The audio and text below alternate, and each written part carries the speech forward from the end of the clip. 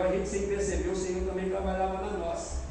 Nós começamos a fazer o tratamento junto no hospital, e quando chegava, a gente sempre assistia um filme. No penúltimo dia do meu filho dentro de casa, ele sentou no sofá, deitou no sofá.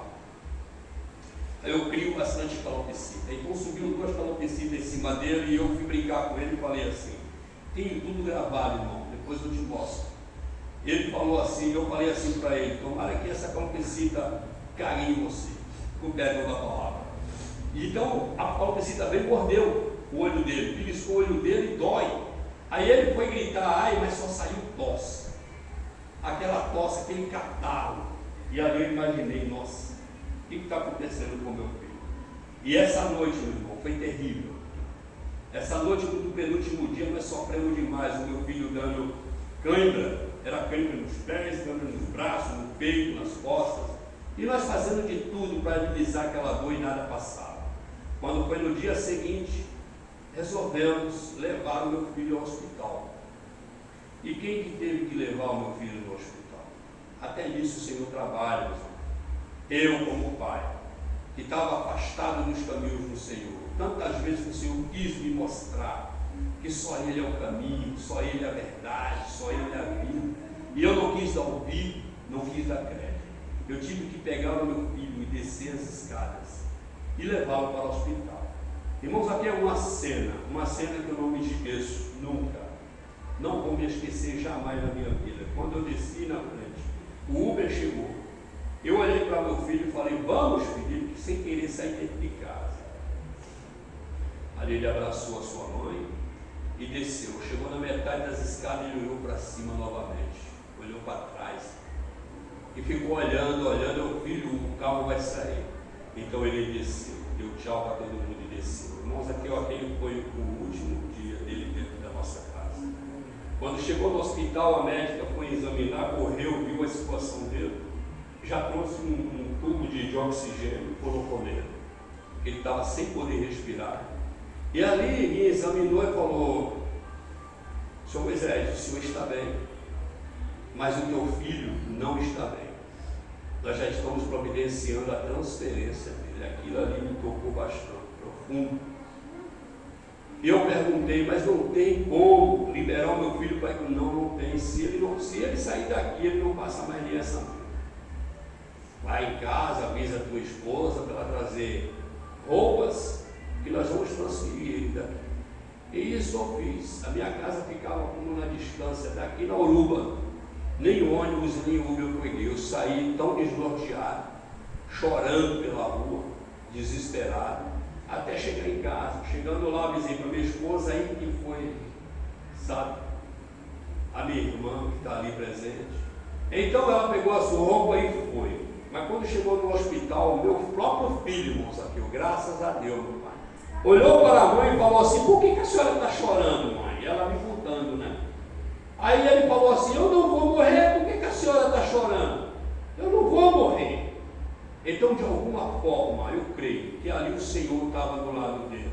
O Senhor já estava ali trabalhando com ele, e ele já estava sabendo de tudo que aconteceria.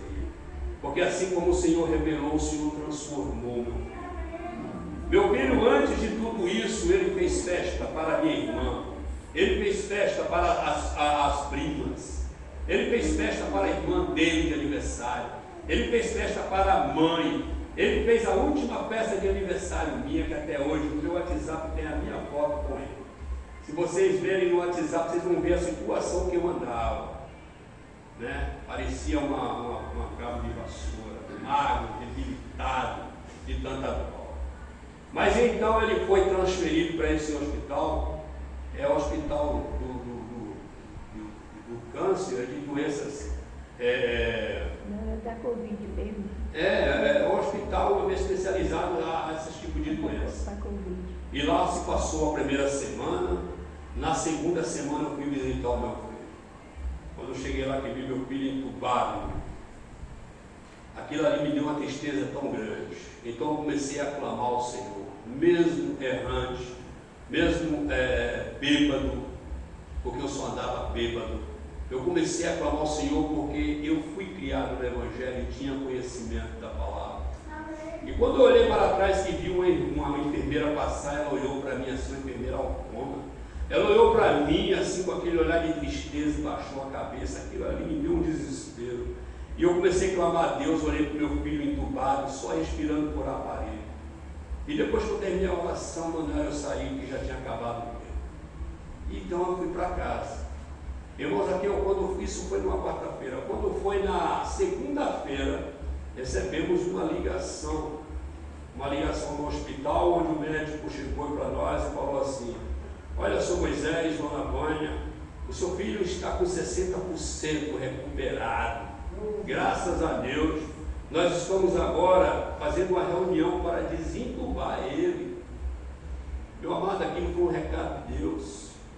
Aquela melhora dele naquele momento foi a reconciliação dele, assim eu creio, com Jesus Cristo. Porque quando ele me falou isso, ao invés de eu correr aos pés do Senhor para adorar a Deus, o que foi que eu fui fazer? Eu fui para o bar, beber, me alegrar nas coisas que não convinham ao Senhor. E então, quando foi à noite, eu cheguei bêbado em casa e minha mulher chorando, falou: você ainda tem coragem de fazer isso? Eu andava cego, irmão. Eu andava cego. Então, quando foi na terça-feira pela manhã, mais uma ligação. Agora o médico falando: meu amado, não vai ser possível mais desentubar o teu filho, porque deu não sei o que, renal nos rins. Nós temos que deixar ele entubado para agora cuidar, fazer esse tratamento do rim. Mas, meus irmãos, quando eu liguei para minha esposa e dei esse recado, imediatamente na terça-feira ela falou para mim: Moisés, corre para os pés do Senhor. Chegou uma mulher aqui e disse que o Senhor está te dando pressa. O Senhor está te dando pressa para você voltar aos pés dele, Moisés. E nesse exato momento eu corri para a igreja, era uma terça-feira, tinha culto de doutrina. Foi aonde eu aceitei a Jesus Cristo como meu único, verdadeiro, suficiente Salvador de minha alma.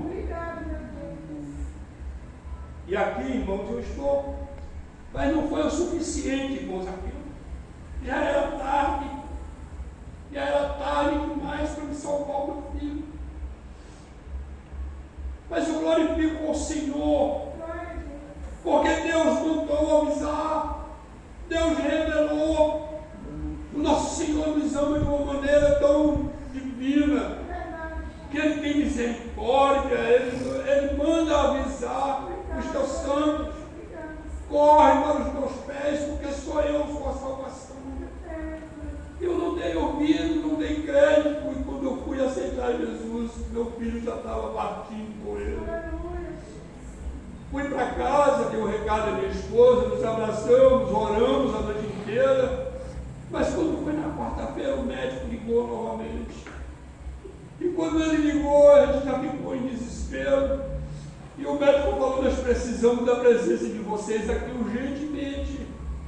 E então nós já saímos já com aquilo na cabeça, mas eu pedindo a Deus que fosse apenas um transplante de rim que eu poderia doar aos meus para ele. E quando chegamos lá, aquele médico veio conversar com a minha esposa. E quando ele falou que o meu filho teve 2 paradas cardiorrespiratórias pela madrugada, logo depois que aceitei a Jesus, ele deu 2 paradas respiratórias. Na primeira conseguiu salvar, mas na segunda não teve como. E o meu filho tinha partido. E ali eu me ajoelhei, meu irmão, no meio daquele todo povo, no meio do salão, comecei a pedir perdão ao Senhor. Pedi perdão à minha esposa pelos meus erros. E jurei tanto para Deus quanto para ela que eu jamais iria de novo colocar algo na minha boca, iria participar de nada deste mundo. E a partir daquele momento eu só serviria a Deus. E é o que eu faço, meus amados. Desde aquele dia até hoje, o Senhor tem me colocado naquela mesma mesa que você vê evangelizando. Ali era onde meu filho fazia a sua faculdade de Direito. E hoje eu faço a faculdade espiritual, a honra e glória do nome do Senhor. E então, quando chegou aquele homem que trabalhava no necrotério, Irmão Zaqueu era um homem de pequena estatura, meus amados irmãos. Era um homem de pequena estatura, moreno, todo vestido de branco, assim como os enfermeiros. E ele olhava para mim como se tivesse com raiva, sabe? Se ele tivesse um raio no olho, ele me queimava vivo, e eu sem saber por quê, assim, né? Aí ele perguntou, quando ele começou a me fazer as perguntas, eu lembrei de Pedro, quando Jesus perguntou para Pedro 3 vezes se ele o amava. E Pedro respondeu: sim, Senhor, te amo, então apacenta as minhas ovelhas. Porque aquele olho, Pena, irmão Pena, ele me perguntou a primeira vez: o que o Senhor veio fazer aqui? Aí eu vim reconhecer o meu filho. Aí ele: por quê? Levantou, saiu e demorou, se eu não me engano, de 1h30 a 2 horas para ele deixar. Ele subiu, voltou, botava a luva, tirava e perguntou de novo: você veio fazer o que aqui? Aí eu falei: eu vim para reconhecer o meu filho. Ele mais uma vez saiu e voltou. Quando ele voltou pela terceira vez, ele falou: fala para mim novamente, você veio fazer o quê? Eu falei: eu vim reconhecer o corpo morto do meu filho. E então ele se levantou e falou assim: levanta e me segue. Ô irmão, quando eu olhei para aquele homem, ele saiu na minha frente. E da mesma forma que o servo do Senhor, na última vez que veio me dar o recado de Deus, não entrou na padaria. Aquele homem também, quando chegou na porta do necrotério, ele falou: para aí, não me deixou entrar. Porque lá estava cheio de cadáver, né? Cheio de defunto. Então ele tirou aquela maca com o corpo do meu filho para fora, colocou assim, a minha destra. E ele ficou também a minha destra. E então, quando alguém morre de Covid, os irmãos já presenciaram isso, você não pode ver mais o corpo, ele é lacrado. Esse homem abriu o saco. Ele abriu o saco, descobriu o rosto até o peito. E olhou para mim e falou assim: esse aí é seu filho? Aí quando eu vi, eu desabei. E aí ele falou para mim assim: pega no rosto dele. O rapaz que estava comigo falou: não, você é doido? Ele morreu de Covid, não pode não. O homem olhou para mim assim e falou: quem está mandando sou eu. Pegue, irmãos, aqui eu estava bêbado. Eu estava indo de ressaca. Ele falou: pega no seu filho. Quando eu peguei no rosto do meu filho, aquele homem tocou em mim. Ele pegou no meu ombro e me sacudia, irmão. Ele me sacudia de uma maneira que eu via me arrepiar do pé à cabeça assim. E ele falou assim: ora, porque este garoto aí que você está vendo, que você disse é seu filho, ele está nos braços do Senhor. Para a honra e glória do nome do Senhor, esse menino está salvo, ele está nos braços do Senhor. Agora você, meu amado, vai, pode ir embora. Você já viu o teu filho? Pode ir embora. A partir daquele momento, tem uma estrofe do hino 141 da harpa cristã, que ele fala tudo o que aconteceu naquele lugar, né? Eu não me recordo agora, é onde guiar-me, Senhor. Na última estrofe, ele fala assim: ó, me guiarás pelo jardim e pela cruz. E aquilo ali morreu o velho homem e renasceu um novo homem para agora glorificar e exaltar o nome do Senhor. E essa foi uma perda. Eu perdi o meu filho, mas ganhei ele para Deus. E eu quero dizer para os amados irmãos que essa é a forma que Deus trabalha tanto na minha vida, trabalhou tanto na vida do Gadareno, quanto trabalha na vida de cada um de nós. Amém. Se tiver alguém que ainda não conhece a Jesus, volta para os pés de Jesus Cristo. Se tiver alguém aqui nessa noite que por algum motivo desviou dos caminhos do Senhor, não deixe para amanhã, meus amados. Volte para os pés de Jesus Cristo, porque só Ele é quem pode nos salvar. Amém. Só Jesus pode nos dar a liberdade, né? Essa liberdade que muitos não têm. Qual a liberdade? De adorar a Deus, de servir ao Senhor, de andar com a cabeça erguida, né? Tendo a certeza da salvação da nossa alma. Amém, meus amados? Que Deus assim possa abençoar a vida de cada um. Em nome de Jesus. E agradeço a Deus pela vida. Em nome de Jesus.